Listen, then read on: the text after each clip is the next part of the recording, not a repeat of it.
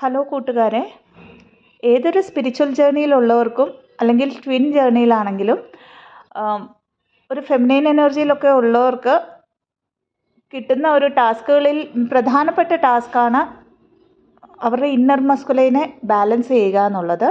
അപ്പോൾ നമ്മൾ പലപ്പോഴും കേൾക്കാറുണ്ട്, നമ്മൾ DMDF ബാലൻസ് ചെയ്യണം, അതായത് നമ്മുടെ ഇന്നർ DMDF ബാലൻസ് ചെയ്യണം.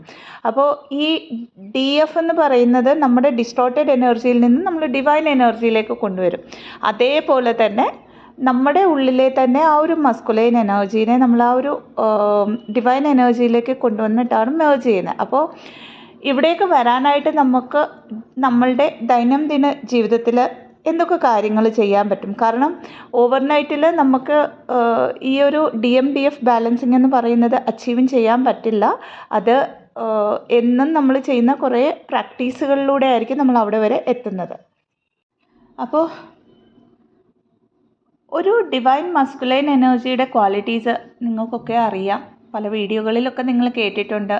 പ്രോബബ്ലി നിങ്ങളുടെ കൗണ്ടർ പാർട്ടിൻ്റെ അടുത്തുനിന്ന് നിങ്ങൾ ഒരു ഡിവൈൻ എനർജിയിലൊക്കെ വന്നവരാണെങ്കിൽ നിങ്ങൾക്ക് മനസ്സിലാകും. അവർ എപ്പോഴും കുറച്ചുകൂടെ ഒന്ന് ലോജിക്കലായിട്ട് ആലോചിക്കുന്നവരായിരിക്കും, ആക്ഷൻ ഓറിയൻറ്റഡ് ആയിരിക്കും, ചലഞ്ചസിനെ സോൾവ് ചെയ്യാനുള്ള ഒരു കപ്പാസിറ്റി കാണും, ഫോക്കസ്ഡ് ആയിരിക്കും. പ്രധാനമായിട്ട് ഈ 4 കാര്യങ്ങളായിരിക്കും നമ്മൾ ഓവറോൾ അവരുടെ വെൽബീയിങ്ങിൽ, അവരുടെ ആ ഒരു ഡിവിനിറ്റിയിൽ നമുക്ക് ഒബ്സർവ് ചെയ്യാൻ പറ്റുന്നത്.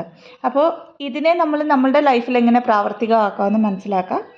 ആദ്യത്തേത് ഫോക്കസ് എന്ന് പറയുന്ന ആ ഫോക്കസിനെ എങ്ങനെ കൊണ്ടുവരാൻ നമുക്കൊന്ന് നോക്കാം. ഒരു ഡിസ്റ്റോർട്ടഡ് ഫെമിനൈൻ എനർജിയിൽ ഇരിക്കുമ്പോൾ നമുക്ക് പലപ്പോഴും ഫോക്കസ് വരാറില്ല. നമ്മളുടെ പേഴ്സണലായിട്ടുള്ള കാര്യങ്ങളിൽ പോലും നമുക്ക് നമ്മളുടെ ഫോക്കസ് കൊണ്ടുവരാൻ പറ്റാറില്ല.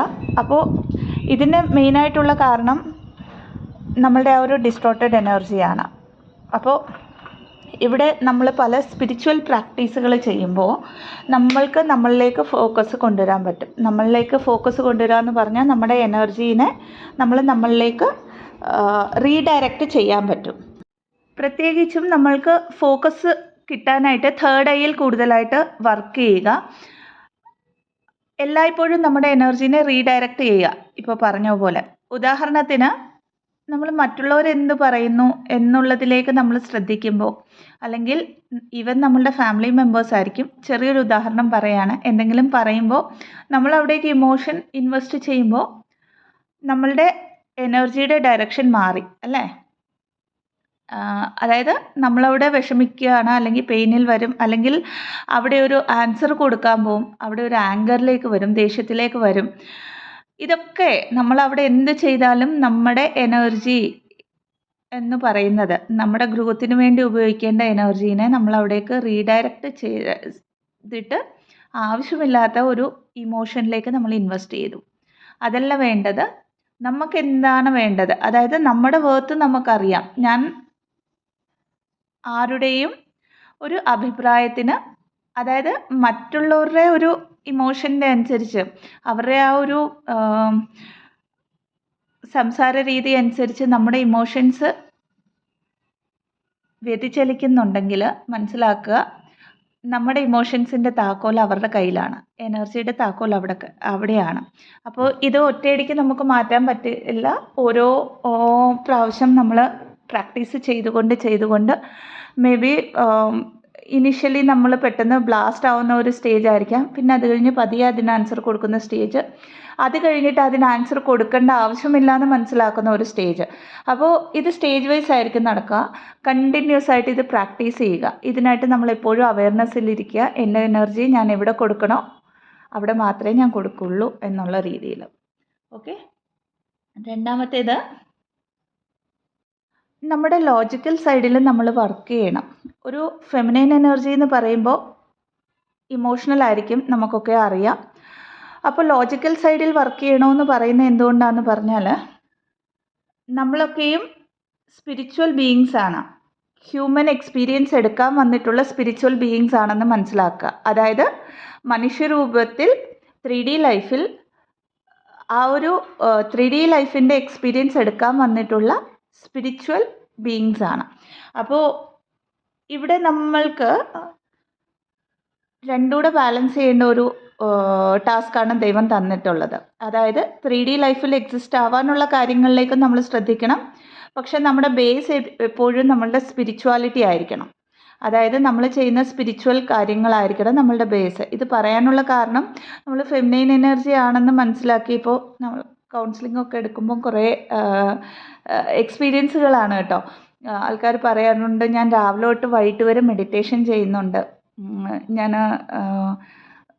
അതായത് ഒരു ഫെമിനൈൻ എനർജി ചെയ്യേണ്ട പല കാര്യങ്ങളും ഞാൻ ചെയ്യുന്നുണ്ട്. പക്ഷേ ഇവിടെ ഒരു ട്വിൻ ജേർണിയിലാണെങ്കിൽ രണ്ട് സൈഡും നമ്മൾ ബാലൻസ് ചെയ്യണമെന്ന് എല്ലായ്പ്പോഴും മനസ്സിലാക്കുക. നമ്മൾക്കൊരു എക്സിസ്റ്റൻസ് ഉണ്ട്, നമുക്ക് സന്യാസമല്ല ഇവിടെ തന്നിരിക്കുന്നത് എന്നും മനസ്സിലാക്കിക്കൊണ്ട് നമ്മുടെ 3D ലൈഫിൽ ഡേ ടു ഡേ കാര്യങ്ങളിൽ കുറേ റെസ്പോൺസിബിലിറ്റീസ് കാണും. നമുക്കൊരു ഫാമിലി കാണുമായിരിക്കും, മക്കൾ കാണും, അല്ലെങ്കിൽ പേരൻസ് കാണും. ഇതൊക്കെ നമ്മൾക്ക് റെസ്പോൺസിബിലിറ്റീസ് ആണ്. അതായത് ഈ ഒരു ജേർണി നമ്മളെ അൺകണ്ടീഷണൽ ലവ് എല്ലാവർക്കും കൊടുക്കാനാണ് പഠിപ്പിക്കുന്നത്. അപ്പോൾ ആ കാര്യങ്ങൾ അവർക്കൊക്കെ നമ്മൾ ഹ്യൂമൻ എക്സ്പീരിയൻസിൽ നിൽക്കുമ്പോൾ ഒരു അമ്മയായിരിക്കാം, ഒരു മകളായിരിക്കാം, ഒരു മരുമകളായിരിക്കാം, ഒരു ഭാര്യയായിരിക്കാം, ഒരു ഭർത്താവായിരിക്കാം, അല്ലെങ്കിൽ വോട്ടെവർ, ആ ഒരു റെസ്പോൺസിബിലിറ്റീസ് വരെ നമ്മൾ നമ്മളുടെ ഇമോഷൻസിനെ എനർജിനെ ഇൻവെസ്റ്റ് ചെയ്യാനായിട്ട് എല്ലായ്പ്പോഴും റെഡി ആയിട്ടിരിക്കുക.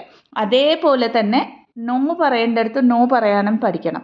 കാരണം ഇങ്ങനെ നമ്മൾ സപ്പോസ് നമ്മളുടെ ഫാമിലിയൊക്കെ ഉണ്ടെന്ന് വിചാരിച്ച്, അല്ലെങ്കിൽ എക്സ്റ്റെൻഡഡ് ഫാമിലി ഉണ്ട്, ജോലി ചെയ്യുന്നിടത്തൊക്കെയും ഞാൻ ലോജിക്കൽ ആകണം, ഞാൻ റെസ്പോൺസിബിൾ ആണെന്ന് വിചാരിച്ച് പിന്നെയും നമ്മൾ ഓവറായിട്ട് അവിടെ ഇമോഷൻസും എനർജിയും കൊടുത്താലും അത് പിന്നെയും നമ്മുടെ ബ്ലോക്ക്ഡ് എനർജി ആയിരിക്കും, അല്ലെങ്കിൽ സ്റ്റക്ക് എനർജി ആയിരിക്കും.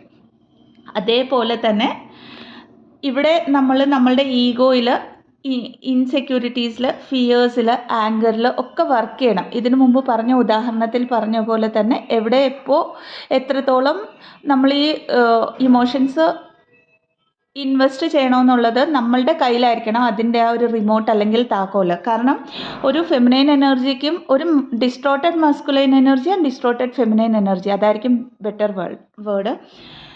രണ്ട് ഫോമിൽ നിൽക്കുന്ന ആ ഒരു ബോഡീസിനും ഈ ഇഷ്യൂസൊക്കെ കാണും. അതായത് ഫിയർ കാണും, ഈഗോ കാണും, ഇൻസെക്യൂരിറ്റീസ് കാണും, ഒക്കെ കാണും.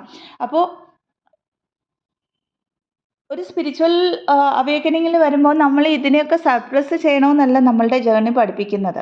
അതെല്ലായ്പ്പോഴും മനസ്സിലാക്കുക. ദേഷ്യം വരത്തില്ല എന്നല്ല, ദേഷ്യം വരുമ്പോൾ അത് അതിൻ്റെ ജെന്യൂനായിട്ടുള്ള ഒരു കാര്യത്തിന് മാത്രമായിരിക്കണം. അല്ലെങ്കിൽ ഈഗോ എന്ന് പറയുന്നത് നമ്മൾ കാണിക്കുമ്പോൾ മനസ്സിലാക്കുക, ആ ഈഗോ ഷാറ്റർ ചെയ്ത് കഴിഞ്ഞിരിക്കണം. അതേസമയം എല്ലാ ഹ്യൂമൻ എക്സിസ്റ്റൻസ് ആണ് നമ്മളുടെ. ഈഗോ എല്ലായ്പ്പോഴും കാണും. അതിൻ്റെ മുകളിൽ എല്ലായ്പ്പോഴും നമ്മൾ വർക്ക് ചെയ്തുകൊണ്ടേ വരണം. ഈവൻ ടോട്ടലി സ്പിരിച്വലി അവേക്കൻഡ് ആയിട്ട് ഉള്ളവർക്ക് പോലും ഈഗോ വരാറുണ്ട്. സ്പിരിച്വൽ ഈഗോ എന്നാണ് അതിന് പറയുന്നത്. അപ്പോൾ അവിടെ വരുമ്പോഴത്തേക്ക് ഈ അത്രയും അവേക്കൻഡ്, അതായത് ഒരു 70-80% അവേക്കൻഡ് ആയിക്കഴിഞ്ഞ ആൾക്കാർ എന്ത് ചെയ്യും, എന്താ പറയുന്നതെന്ന് പറഞ്ഞാൽ ഞാൻ ചെയ്യുന്നത് മാത്രമേ ശരിയുള്ളൂ, മറ്റുള്ളവർ ചെയ്യുന്ന എല്ലാം തെറ്റാണെന്ന് പറഞ്ഞു തുടങ്ങും. അത് ഒരു ഹീലിങ്ങിൽ നിൽക്കുന്നവരാണെങ്കിലും സോഷ്യൽ മീഡിയയിലാണെങ്കിലും അവർ ചെയ്യുന്ന എവിടെയാണ്, ഓഫീസിലാണെങ്കിലും വീട്ടിലാണെങ്കിലും എനിക്ക് ഒത്തിരി അറിയാം എന്നൊക്കെ ഉള്ളത്. അങ്ങനെയല്ലത്. എപ്പോഴും മനസ്സിലാക്കുക, യൂണിവേഴ്സ് നമ്മൾക്ക്, അതായത് ഏതൊരു അവേക്കനിങ്ങിലും ഏതൊരു സ്പിരിച്വൽ അവേക്കനിങ്ങിലൂടെ പോകുന്നവർക്കും അല്ലെങ്കിൽ 3D എക്സിസ്റ്റൻസിലുള്ള ഒരു നോർമൽ സോളിന് പോലും എത്രത്തോളം നമ്മൾക്ക് ആ ഒരു സീക്രറ്റ്സ്, യൂണിവേഴ്സിൻ്റെ സീക്രറ്റ്സ് റിവീൽ ചെയ്യപ്പെടണോ അത്രത്തോളം മാത്രമേ റിവീൽ ചെയ്യപ്പെടാറുള്ളൂ. അതായത് നമ്മുടെ ജേർണിക്ക് എത്രത്തോളം ആവശ്യമോ അത്രത്തോളം മാത്രമേ എന്ന് മനസ്സിലാക്കുക. അപ്പോൾ നമ്മളൊക്കെ എല്ലാം അറിഞ്ഞു, എല്ലാം അറിയാമെന്നുള്ള ഒരു രീതിയിലേക്ക് ഒരിക്കലും വരരുത്, ഈവൻ അവേക്കൻഡ് ആയി കഴിഞ്ഞിട്ട് പോലും. അപ്പോൾ അവിടെ പിന്നെയും ഈഗോ ആയി. അതിനൊക്കെ ബാലൻസ് ചെയ്തുകൊണ്ട് പോകണമെങ്കിൽ എല്ലായ്പ്പോഴും ഡിവൈനോട് സറണ്ടർ ചെയ്തിരിക്കുക. ആൻഡ് ഫിയേഴ്സ് എന്തൊക്കെ ഉണ്ടെന്നുള്ളത് 1 2 3 4 എഴുതി, അല്ലെങ്കിൽ ഇൻസെക്യൂരിറ്റീസ് എന്തൊക്കെ ഉണ്ടെന്നുള്ളത് എഴുതി ഓരോന്നിനെ ഫേസ് ചെയ്യാനായിട്ട് പഠിക്കുക. അടുത്ത ഒരു മസ്കുലൈൻ്റെ ക്വാളിറ്റി എന്ന് പറയുന്നത് ചലഞ്ചസിനെ സോൾവ് ചെയ്യാനുള്ള സ്കില്ലാണ്. ഓക്കെ, ഇത് ഫെമിനൈൻ എനർജിയിലും വളരെ സ്ട്രോങ് ആയിട്ട് കാണുമെങ്കിലും അവർ ഡിവൈൻ ഫെമിനൈൻ ഫോമിലേക്ക് വരുമ്പോഴേ കാണത്തുള്ളൂ. ഡിസ്റ്റോർട്ടഡ് എനർജിയിൽ നിൽക്കുമ്പോൾ കാണത്തില്ല. അപ്പോൾ പ്രോബ്ലം സോൾവിങ് സ്കിൽസ് എന്ന് പറഞ്ഞാൽ ചലഞ്ചസ് വരുമ്പോൾ മനസ്സിലാക്കുക, it's a part of our journey. ഒരു ഹ്യൂമൻ എക്സ്പീരിയൻസിൽ നിൽക്കുന്നതുകൊണ്ട് തന്നെ ചാലഞ്ചസ് എന്ന് പറയുന്നത് പാർട്ട് ഓഫ് ദ ജേർണിയാണ്. ലൈഫ് ടൈം വരയ്ക്കും ഇത് കാണും. അപ്പോൾ ഈ ചാലഞ്ചസിനെ എങ്ങനെ ഫേസ് ചെയ്യാമെന്നുള്ളത് എഗെയിൻ അതാണ് നമ്മളവിടെ പ്രാക്ടീസ് ചെയ്യേണ്ടത്. ഫോർ എക്സാമ്പിൾ, നമ്മൾ ഇനിഷ്യൽ ലെവൽ ഓഫ് അവേക്കനിങ്ങിൽ വരുമ്പോൾ നമുക്ക് കിട്ടുന്ന ഒരു ട്രിഗറിനെ നമുക്ക് മാസങ്ങൾ പിടിക്കുമായിരിക്കും ചിലപ്പം ഹീൽ ചെയ്യാൻ. അവിടെ ഒത്തിരി എനർജി ഇൻവെസ്റ്റ് ചെയ്യും. പക്ഷേ നമ്മളൊരു 50% ഒക്കെ ഹീലായി കഴിയുമ്പോൾ എന്താ സംഭവിക്കുന്നതെന്ന് പറഞ്ഞാൽ സിമിലർ കൈൻഡ് ഓഫ് ട്രിഗേഴ്സ് വരുമ്പോൾ ഇത് ട്രിഗറാണെന്ന് മനസ്സിലാക്കും നമ്മൾ. അവിടെ കുറച്ചേ നമ്മൾ നമ്മുടെ എനർജി ഇൻവെസ്റ്റ് ചെയ്യത്തുള്ളൂ. ഇനി 70% ഹീലായി കഴിയുമ്പോൾ നമ്മളവിടെ ട്രിഗറാണെന്നും മനസ്സിലാക്കും. അവിടെ ഇമോഷൻ കൊടുക്കേണ്ട ആവശ്യമില്ല എന്നും മനസ്സിലാക്കിക്കൊണ്ട് എനർജിയെ പിൻവലിക്കും. ഓക്കെ, അപ്പോൾ ഈ ചാലഞ്ചസിനെ ഫേസ് ചെയ്യാനുള്ള ഒരു ഗട്ട്സ് വേണം നമ്മളിൽ. അപ്പോൾ ഇവിടെ എനിക്കിനി ഒരു കാര്യം പറഞ്ഞു തരാനുള്ളത്, എൻ്റെ ഇനീഷ്യൽ സ്റ്റേജ് ഓഫ് അവേക്കനിങ്ങിൽ ഞാനൊരു കൗൺസിലിംഗ് എടുത്തപ്പോൾ ഒരു ഹിന്ദി ചാനലിന് ആ മാഡം എന്നോട് പറഞ്ഞതാണ്, സെപ്പറേഷനെ നീ ഫേസ് ചെയ്തുവല്ലോ. ആൾ ഏജ്ഡ് ആയിരുന്നു. അപ്പോൾ ഒരു കുഞ്ഞ് മോളോട് സംസാരിച്ച പോലെയാണ് അന്ന് എനിക്ക് ആ ഒരു കൗൺസിലിംഗ് കിട്ടിയത്. നീ സെപ്പറേഷൻ ഫേസ് ചെയ്തല്ലോ, ഇനി ലൈഫിൽ എന്നും ഫേസ് ചെയ്യാനുള്ള ഒരു സ്ട്രെങ്ത് നിന്നിലുണ്ട്. ട്വിൻ ഫ്ലെയിം സെപ്പറേഷൻ നീ ഫേസ് ചെയ്ത് കഴിഞ്ഞാൽ അത്രയ്ക്ക് സ്ട്രെങ്ത്താണ് നിന്നിൽ വരുന്നതാണ്. അത് സത്യവുമാണ്. അപ്പോൾ ആ ഒരു സ്ട്രെങ്ത്തിലേക്ക് നമ്മൾ ആ ഒരു പവറിലേക്ക് വരിക എന്നുള്ളതാണ് ഇവിടെ നമ്മളുടെ ടാസ്ക്. അടുത്തതായിട്ട് പറയാനുള്ളത്, ആക്ഷൻ ഓറിയൻറ്റഡ് ആയിട്ട് ഇരിക്കുക എപ്പോഴും. അതായത് നമ്മളുടെ ലൈഫിലേക്ക് ഇപ്പോൾ ട്വിൻ ഫ്ലെയിം ജേർണിയൊക്കെ ആണെങ്കിൽ പലപ്പോഴും നമ്മൾ കുറച്ചൊക്കെ ഹീലായി കഴിയുമ്പോൾ നമുക്ക് നമ്മുടെ ലൈഫ് പർപ്പസും സോൾ പർപ്പസും ഒക്കെ മനസ്സിലാവും. പക്ഷേ മുമ്പോട്ട് പോകാൻ പറ്റത്തില്ല. അവിടെ ബ്ലോക്സ് വന്നുകൊണ്ടിരിക്കും. അപ്പോൾ ഫോർ എക്സാമ്പിൾ, ഇപ്പോൾ വീഡിയോസൊക്കെ ഇടുന്നവരാണെങ്കിൽ ഇനിഷ്യലായിട്ട് വീഡിയോസ് ഇടുന്നവർക്കറിയാം 2-3 വീഡിയോ ഒക്കെ ഇട്ട് കഴിയുമ്പം പിന്നെ പറ്റത്തില്ല. അതേതാണെങ്കിലും, ട്വിൻ ഫ്ലെയിം റിലേറ്റഡ് ആണെങ്കിലും വേറെ ഏതെങ്കിലും ഹീലിംഗ് വർക്കാണെങ്കിലും അതല്ല ഇനി എന്ത് കാര്യമാണെങ്കിലും, കാരണം അത് നമ്മൾക്ക് അവിടെ പ്രാക്ടീസ് ചെയ്യിപ്പിക്കുന്നതാണ് എങ്ങനെ ബാലൻസിൽ ഇരുന്നുകൊണ്ട് ഈ കാര്യങ്ങളെ ചെയ്യാവുന്നുള്ളത്. ഓക്കെ, അപ്പോൾ ഇവിടെ ക്ഷമയോടെ എവിടെയാണ് ഞാൻ ഇനിയും എന്നെ ഹീലാക്കേണ്ടത് എന്ന് മനസ്സിലാക്കിക്കൊണ്ട് മുമ്പോട്ട് പോകുക. ആൻഡ് ഇനിയൊരു കാര്യം ഇവിടെ പറയാൻ ഉള്ളതെന്ന് പറഞ്ഞാൽ, നമ്മൾ ആക്ഷൻ ഓറിയൻറ്റഡ് ആയിട്ട് മുമ്പോട്ട് പോകുമ്പം പല ഓപ്പർച്യൂണിറ്റീസ് വരും. നമുക്ക് വരുമ്പോൾ ആക്ഷൻ എടുത്തിരിക്കണം. പക്ഷേ അതിൽ പലതും ലെസൺസും ആയിരിക്കും നമുക്ക് ഈ ഒരു ജേർണിയിൽ. അതായത് ടോട്ടലി സക്സസ് ആവണമെന്നൊന്നുമില്ല, പക്ഷേ അവിടെ നിന്ന് എന്തെങ്കിലുമൊക്കെ നമുക്ക് പഠിക്കാൻ കിട്ടും. അത് മനസ്സിലാക്കുക. അല്ലാതെ നമ്മൾ ഒരു ഓപ്പർച്യൂണിറ്റി വരുമ്പോൾ ഇതെനിക്ക് ശരിയാവുമോ ഇല്ലയോ, അല്ലെങ്കിൽ ഇത് കുറച്ച് മുമ്പോട്ട് പോകുമ്പോൾ നമുക്ക് അവിടെ നിന്ന് എന്തെങ്കിലും ചാലഞ്ചസ് വരുമ്പോൾ നമ്മൾ പിന്നെയും നമ്മുടെ കംഫർട്ട് സോണിലേക്ക് വരികയാണെങ്കിൽ അവിടെ നമ്മൾ ഡിവൈൻ തന്ന ടാസ്ക് ഫെയിൽ ആയെന്നാണ് meaning. Similar kind of things പിന്നെയും സെയിം പാറ്റേൺ നമ്മുടെ ലൈഫിൽ റിപ്പീറ്റ് ചെയ്യും. അപ്പോൾ ഏതൊരു ഓപ്പർച്യൂണിറ്റിനെയും ഓപ്പർച്യൂണിറ്റി ആയിട്ട് എടുക്കുക. അതിൽ സക്സസ് തന്നാൽ അതിന് താങ്ക് യു പറയുക യൂണിവേഴ്സിനോട്. അതിലെന്തെങ്കിലും ലെസൺസ് പഠിപ്പിച്ചാൽ അതിനും താങ്ക് യു പറഞ്ഞുകൊണ്ട് ഡിറ്റാച്ചായി നിന്നുകൊണ്ട് കാര്യങ്ങളെ ചെയ്യാനായിട്ട് പഠിക്കുക. അടുത്തതായിട്ട് എപ്പോഴും മൈൻഡ്ഫുൾനെസ് പ്രാക്ടീസ് ചെയ്യുക. അതായത് പ്രസൻറ്റ് ലൈഫിൽ പ്രസൻറ്റ് ടൈമിൽ ഇരിക്കാനായിട്ട് നോക്കുക. അതായത് ഇന്നത്തെ ദിവസം ഞാൻ എന്തൊക്കെയാണ് ചെയ്യേണ്ടത്, ഇനി നമ്മൾ ഷെഡ്യൂൾ ചെയ്ത പോലൊന്നും കാര്യങ്ങൾ നടക്കണമെന്നില്ല. എങ്കിലും കുഴപ്പമില്ല, എത്രത്തോളം കാര്യങ്ങൾ നമ്മൾ ചെയ്തോ അതിന് നമ്മൾ എല്ലായ്പ്പോഴും നമ്മളോട് താങ്ക്ഫുള്ളായിട്ടിരിക്കുക. അതേപോലെ തന്നെ ഡിവൈനോടും. അവിടെ എന്തെങ്കിലും ലേസിനെസ് വന്ന് നമുക്ക് ചെയ്യാൻ പറ്റിയിട്ടില്ല എങ്കിൽ അത് കുഴപ്പമില്ല എന്ന് പറഞ്ഞ് ഒരു സെൽഫ് കമ്പാഷനിൽ ഇരിക്കാനായിട്ട് എപ്പോഴും ശ്രദ്ധിക്കുക. അതായത് ഒത്തിരി ഗിൽട്ട് എനർജിയിൽ വരരുത്. ഇവിടെ നമ്മളെ ഒത്തിരി ക്രിട്ടിസൈസും ചെയ്യരുത്. കാരണം നമ്മൾക്ക് എല്ലാ തരത്തിലുള്ള സപ്പോർട്ടും മോട്ടിവേഷനും കൊടുക്കാൻ നമ്മളാണ് ഉള്ളതെന്ന് മനസ്സിലാക്കുക. അടുത്തായിട്ട് പറയാനുള്ളത്, ഫെമിനൈൻ എനർജിയിലുള്ളവരാണെങ്കിൽ ട്വിൻ ഫ്ലെയിം ജേർണിയിലാണെങ്കിൽ തീർച്ചയായിട്ടും അവരൊരു ഏർണിംഗ് അല്ലെങ്കിൽ ഇൻകം സ്റ്റാർട്ട് ചെയ്യണം. അതിനായിട്ടുള്ള ഓപ്പർച്യൂണിറ്റീസ് നമ്മൾ ഹീലിംഗ് പ്രോസസ്സിൽ ഒരു 60%, 50 to 60% അല്ലെങ്കിൽ 40% വരെയൊക്കെ വരുമ്പോഴത്തേക്ക് ഓപ്പർച്യൂണിറ്റീസ് നമുക്ക് വന്നു തുടങ്ങും. ഇതാണ് നമ്മൾ ലൈഫ് പർപ്പസ് എന്ന് പറയുന്നത്. പലരും അത് സോൾ പർപ്പസ് ത്രൂ ആയിരിക്കും ചെയ്യുന്നത്. അപ്പോൾ ഇതൊക്കെ പറഞ്ഞു കൊടുക്കുമ്പം പലരും ചോദിക്കാറുണ്ട്, ഞങ്ങൾ ഇതുവരെ വീട്ടിൽ നിന്നും വെളിയിൽ പോയിട്ടില്ല, വർക്ക് ചെയ്തിട്ടില്ല, പഠിച്ചിട്ടില്ല എന്നൊക്കെ. അത് പിന്നെയും 3D ലൈഫായി നമ്മൾ ഈ പഠിപ്പ് സർട്ടിഫിക്കേഷൻ ഒക്കെ പറയുന്നത്. അപ്പോൾ ബിയോണ്ട് ദാറ്റ് നമ്മുടെ സോളിനുള്ള ഒരു ക്വാളിറ്റിയിലൂടെ ആയിരിക്കും നമ്മൾ ഏൺ ചെയ്യുന്നത് മാക്സിമം ഈ ഒരു ജേർണിയിൽ. എന്ന് വെച്ചാൽ ജോലി ചെയ്യില്ല എന്നല്ല, ഓരോരുത്തരുടെയും ജേർണി ഡിഫറെൻ്റ് ആണ്. ഈ ഇങ്ങനെയൊക്കെ പറയുന്നവർ അവർക്ക് എന്തെങ്കിലും ഒരു യൂണിക് സ്കിൽ കാണും. നിങ്ങൾക്ക് എന്തെങ്കിലും ഒരു സ്കിൽ കാണും. ആ സ്കില്ലിലൂടെ ആയിരിക്കും നിങ്ങൾ ആ ഒരു എന്താ പറയുന്നത്, ആ ഒരു ഏർണിങ് സ്റ്റാർട്ട് ചെയ്യാനായിട്ട് പോകുന്നത്. എല്ലായ്പ്പോഴും ഈ ഒരു സ്കിൽ എന്താണെന്ന് സ്വയം ചോദിച്ച് ഐഡൻറ്റിഫൈ ചെയ്യാനായിട്ട് ശ്രമിക്കുക. ഇനി ലാസ്റ്റായിട്ട് ഏറ്റവും ഇമ്പോർട്ടൻ്റ് ആയിട്ടുള്ള കാര്യം പറയാനുള്ളത്, ഓരോ ട്വിൻ ജേർണിയും യൂണീക്കാണ് അല്ലേ? അപ്പോൾ ഈ യൂണിക്നെസ്സിൽ നമുക്ക് എങ്ങനെയാണ് ഈ ഇന്നർ മസ്കുലൈൻ ക്വാളിറ്റീസിനെ ഐഡൻറ്റിഫൈ ചെയ്യാൻ പറ്റുന്നതെന്ന് പറഞ്ഞാൽ, ഇത്രയും പറഞ്ഞത് കോമൺ ആയിട്ടുള്ള കാര്യമാണ്. നിങ്ങളുടെ കൗണ്ടർ പാർട്ടുണ്ട് അല്ലേ?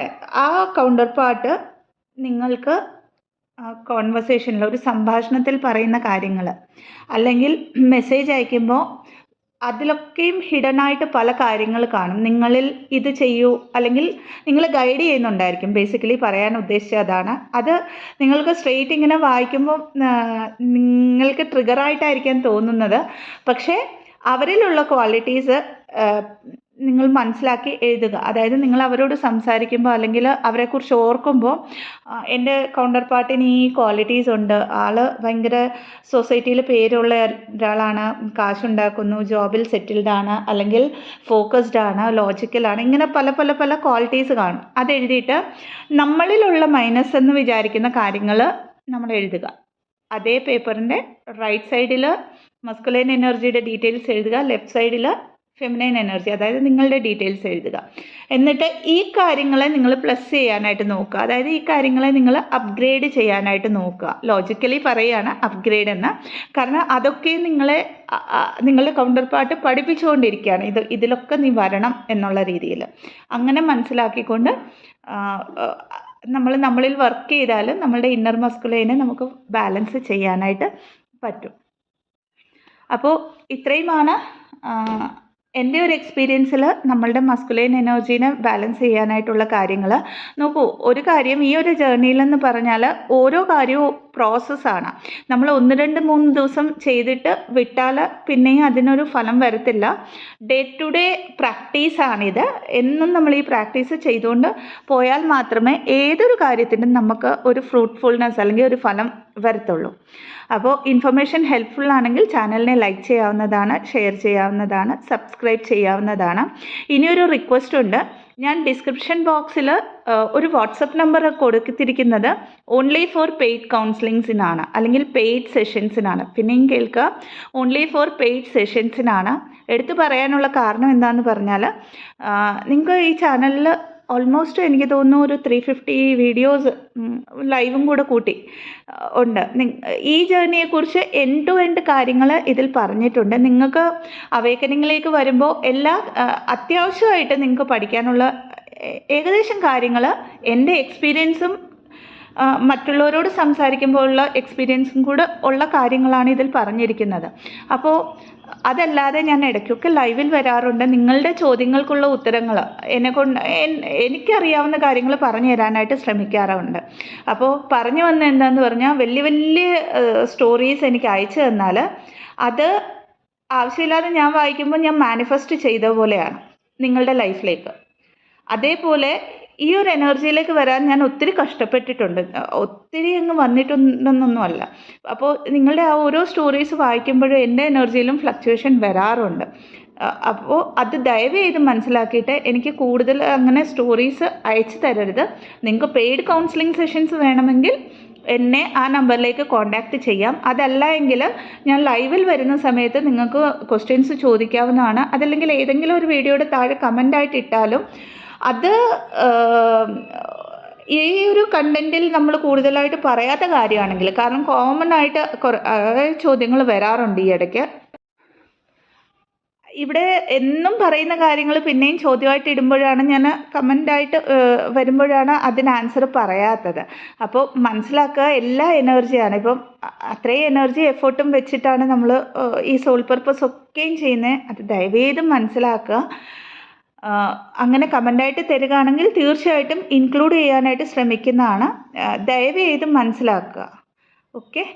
അപ്പോൾ കൊച്ചിയിലുള്ള ജാനുവരി 5-നാണ് ആക്ച്വലി ഓഫ്ലൈൻ സെഷൻ. ആർക്കെങ്കിലും ഇൻട്രസ്റ്റഡ് ഉള്ളവരുണ്ടെങ്കിൽ എനിക്ക് വാട്സപ്പ് നമ്പറിലേക്ക് മെസ്സേജ് ചെയ്യാവുന്നതാണ്. Thank you so much. Stay blessed. ഓം നമഃ ശിവായ.